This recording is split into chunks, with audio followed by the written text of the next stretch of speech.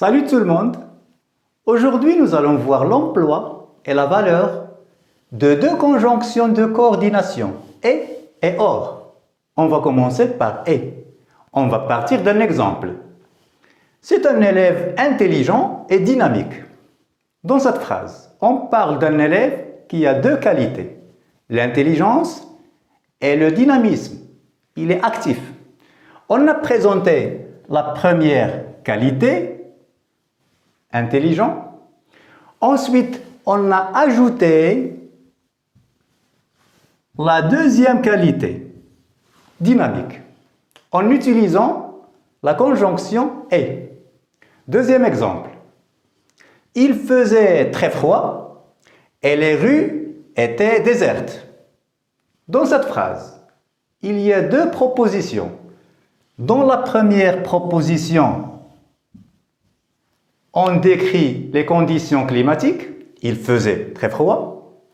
Ensuite, on a ajouté la deuxième proposition pour décrire les rues qui étaient désertes, c'est-à-dire vides. Donc, et est une conjonction de coordination utilisée pour relier deux mots, parfois deux groupes de mots, ou deux propositions pour exprimer l'addition.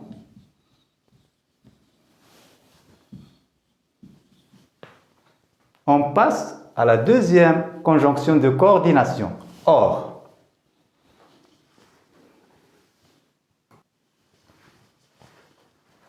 L'équipe a très bien joué.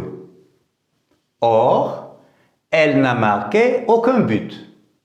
Dans cette phrase, il y a deux propositions. Dans la première proposition, on parle d'une équipe qui a très bien joué. Par exemple, au cours d'un match de football. Dans la deuxième proposition, on constate que cette même équipe n'a marqué aucun but.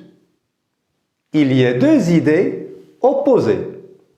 Donc, on peut dire que or est une conjonction de coordination qui est utilisée pour relier deux propositions. Pourquoi? Pour exprimer l'opposition.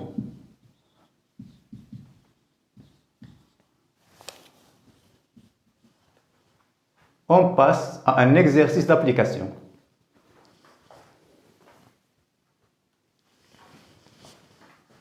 Complétez correctement ces phrases par la conjonction de coordination qui convient, et ou bien or. Je vous laisse faire l'exercice avant de passer à la correction.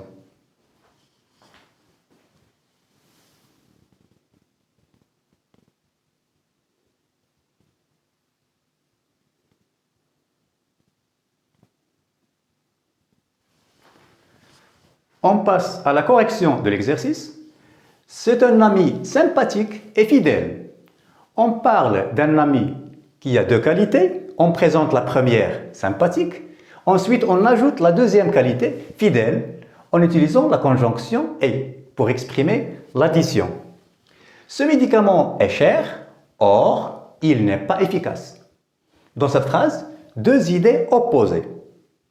Or a le sens de mais. Ce médicament est cher, il coûte beaucoup d'argent, mais il n'est pas efficace. Donc, or, pour exprimer l'opposition. Il a répondu brièvement et vivement. Dans cette phrase, on décrit la manière avec laquelle il a répondu.